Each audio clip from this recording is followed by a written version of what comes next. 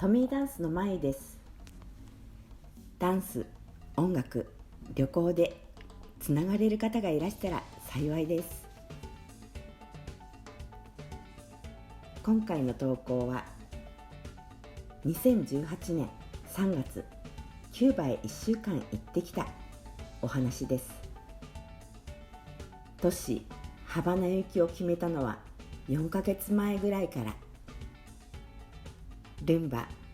チャチャチャ、サルサ、ソンなどダンス音楽のルーツといえる場所だったからです。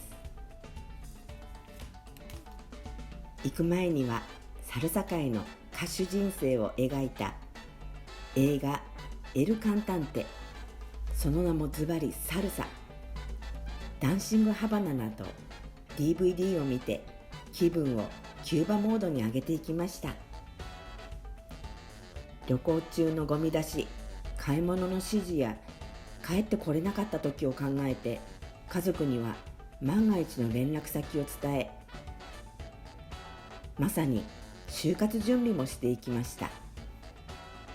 キューバは情勢が危ない国というイメージを持たれやすいので、友人、親族などにはカリブ海へと伝える程度で事後報告でした。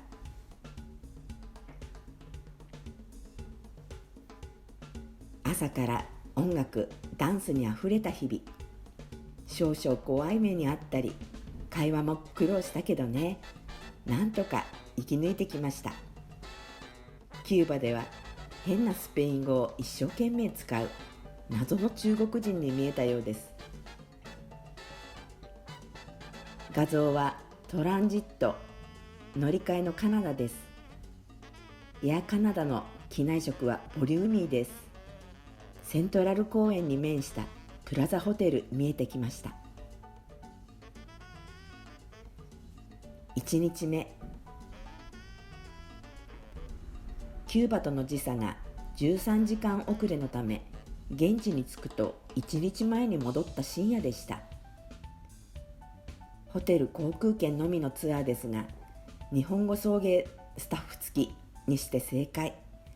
着いた時の安心感が違いました。キューバ人サンドロさんにいろいろ注意事項を聞き、帰国日またお迎えに来ますと別れた。シングル、バス、トイレ付きで一人では十分すぎる10畳程度の広さです。2日目、キューバ到着した時、空港内の ATM は長蛇の列だったので、両替をせずにホテルに入ってしまった。ホテルの朝食を済ませてからすぐ、街の ATM でキューバ通貨を調達。現地バスに乗りたかったが、行き先を見ても自分の行きたい方向なのかよくわからない。車内ではスペイン語だから会話力に自信のない場合は、結局観光客が使いやすい乗り降り自由のハバナバスという2階建てバスを利用し、土曜日しか開催されないコンフント・フォルクロリコ・ナショナル・デ・クーパという民族ダンスショーを見に行った。地図と看板をにらめっこしながらぐるぐる回り、周辺に来てるはずなのに全く見当たらず、看板の名前が違っていた。それでも2時開始予定前に着いたからよかったと思ったら、3時からよと言われ、まだ待つの？急にお腹が空いてきて、飛行機で食べきれなかったパンや持っていた豆菓子をお昼ご飯に時間つぶし、そこで知り合ったカナダ女性マダムたちと談笑しながらショーも楽しんだ。伝統的なアフリカのルンバは農民の様子、ライオンが飛びかかってくるような激しい踊りなど、とても迫力があり、迷いながら待たされ来た甲斐がありました。演目の途中では司会者が客席に向かって、どこから来たんだと話しかけ、地元の人だけでなくいろんな国から見に来ているインターナショナルな空間であることが分かった。隣に座っていた女性、踊りに迫力負けしたのかジュースをこぼし、拭きタオルを渡したら、プエルトリコから来たと言っていた。次の出番と入れ替えの空き時間にバックミュージックが流れ、マユのことをハポネサ、日本人女性と呼び、ダンスに誘われました。プロがさっき踊っていたところ、こんな素人が恥ずかしいと思いながらも、みんなも待ち時間を楽しんでくれたようで、グッジョブと言ってもらいました。ハバナをぐるっとバス観光し、ホテルへ帰りました。少し休んでオビスポ通りという繁華街でサンドイッチとカクテルを夕飯。本当はこのオビスポ通りで周辺で行きたいお店は山ほどあったのに、薄暗い照明で看板が全然見えないことにショック。地理感覚がまだつかめてないから、ホテルまで迷わず帰れるところに決定してしまいましたが、老眼が進んでいる。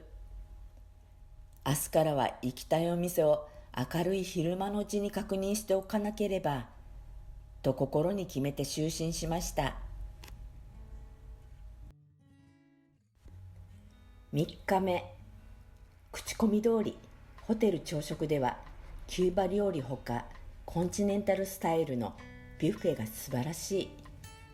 バンド演奏、電子ピアノによる生演奏が流れ、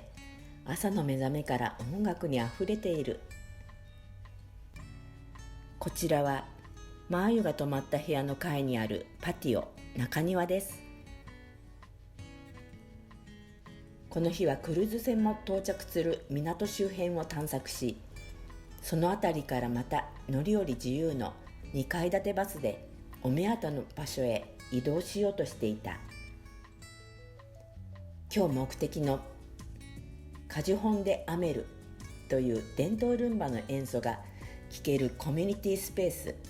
というと聞こえはいいが、掘ったて小屋に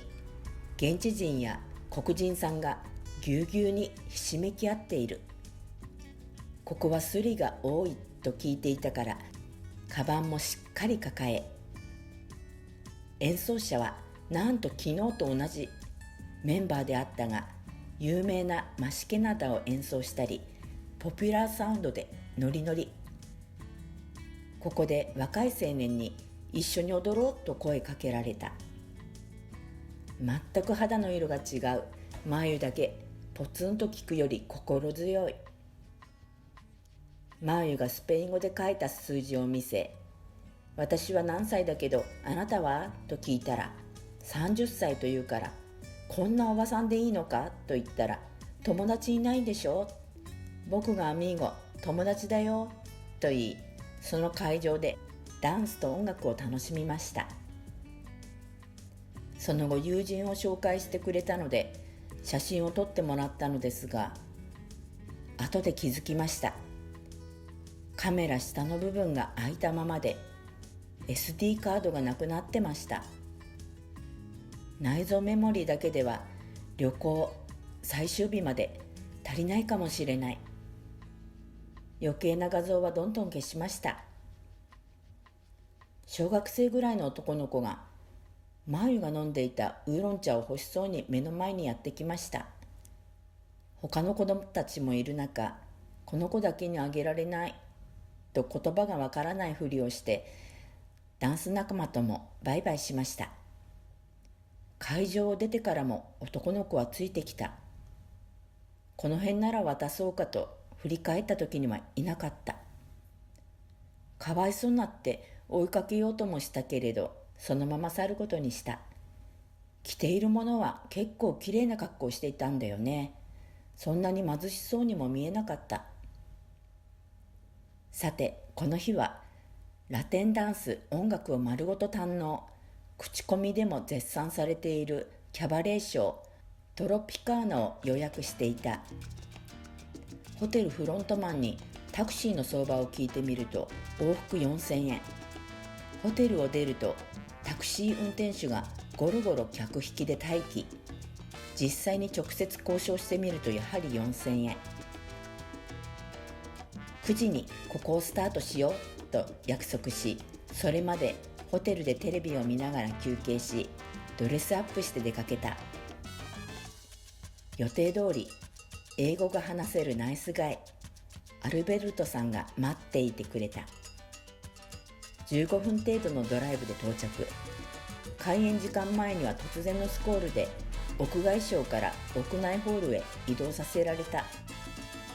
ハバナクラブラム酒を1本渡されて、コーラを割って飲むクバータとピーナッツがついてきた。一人では飲みきれないのでリンゴとお土産にした。ショーはブラジルで以前見たような観光客向けのラテンダンスショー。きらびやかなドレスでいろんなジャンルを見せてくれたが、正直前日に見たルンバの衝撃が強すぎて物足りなかった。最後は観客もステージに上がり、みんなで踊れるようだったが、アルベルトさんとの迎えがあったので最後まで見ずに帰りました。彼は1時間前に来てくれていた。車内では拙い英会話でも盛り上がり、別れ際に記念写真撮ってくれたホテルドアマンが、今仕事終わったんだ、一緒に踊りに行かないかと誘ってくれたが、すでに夜中25時。残念だけどお断りした。現地の人と出かけられたら楽しかっただろうな。4日目。前日有名なチョコレート店でお土産調達を考えていたが、暑かったので朝のうちに調達しようと思い買いに行ってみたら、品切れで閉店になっていた。仕方なく散策を兼ね、他のものを調達すべきスーパーやダンス教室探しで街を練り歩いた。下調べしたダンス教室なかなか見つからず、ようやく探し当てたら初心者レベルでがっかり。もっとすごい踊りが見られるかと思ったけど、日本のサルサ教室の方がハイレベル。今日は交通機関を使わず、サルサバー、ダンス教室、地元民が使うスーパーを練り歩き、途中配給されているシーンも見かけました。宿泊のホテルは PC コーナー故障中。他のホテルではゲストでないとダメと断られ、街中でパソコン使えるところを見つけたが、ログインは携帯がないと承認されず、ネットは諦めていたがやはりダメでした。ホテルで仮眠を取り、夜はサルサバーで最新音楽とクバータ、キューバラムを楽しみ帰りました。5日目。帰国前日3回目の来店でようやく買えたムセオショコラーテのチョコ土産を手に入れました。商品補充できてなく、希望通りの商品ではなかったけれど仕方ない。それから現地でどうしてもサルサレッスンを受けたかったので、探し当てた教室がカサデラ単語。1時間1500円と言われて、先日伺ったところよりも良心的でしたが、お土産買ったら現金が残りわずか。明日出国で手持ちが少ないので、時間短く1000円でいいかって聞いたら、時間は短くできないけど1000円で OK と言ってくれて、いいの？担当してくれた女性スタッフは中近東タイプの顔立ち。今ちょうどメイクが終わったという状況でレッスン開始。リズムの取り方が最初合わない気もしたが、だんだんコミュニケーションが取れてきた。そうこうしている間に赤ちゃんの泣き声が気になりだした。抱っこされて私たちの方へ近寄ったり去っていくスタッフがいる。もしかしてあなたの赤ちゃんって聞くと、違うって言うけれど、彼女も時折バストを触っている。おっぱいの時間だから泣いてるんだと察し、もともと少しの時間で良いと思ってたし、もう大丈夫だと伝えても、眉ができるようにならないと終わりにできないというので、逆にプレッシャーに。ようやく OK が出て、彼女は赤ちゃんにおっぱいをあげることができました。安くレッスンしてもらえて、こんな素敵な体験、現地人の温かみを感じました。夜はまた違うサルサバーでレゲトン生バンドを聴くことができ、深夜帰国準備です。6日目、朝4時にホテルを迎え、起きれるか心配でモーニングコールをお願いしたら、なんと夜中12時ぐらいから1時間おきぐらいに電話が鳴る。本当に時間に起こしてくれるのだろうか。頻繁に電話が鳴るので一睡もできなかった。早めにロビーで待っていたら、初日のサンドロさんが迎えに、ご無事でしたねの声に安堵しました。キューバは安全な国だったでしょうと聞かれ、本当にそうだった。帰国したらみんなにも伝えるって約束しました。初日には現地外貨を持っていなかったので、渡せなかったチップも渡して別れた。それからはカナダまでの移動、空港での待機中、寝不足と空腹で苦しみました。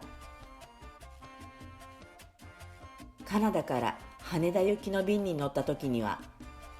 食べたくないと思ったビッグカップヌードルまで食べてしまった。これで寒さと飢えをしのげたので、こういったものも侮れないと悟ったのでした。現地のバスでは歩き疲れて、バス停ではないところに立ち止まってしまっていたところ、多分乗りたいのではないかと察し、途中から乗せてくれたんです。涙が出るぐらい嬉しかったです。日本では絶対ありえないことですから。言葉でのコミュニケーションはだいぶ苦労しましたが、それでも色濃く残る旅となりました。こんな経験してしまうと、些細なことで悩んでもなんとかなるさと気持ちを切り替えられるパワーをもらってきましたよ。皆さん聞いてくれてありがとう。トミーダンスのまゆでした。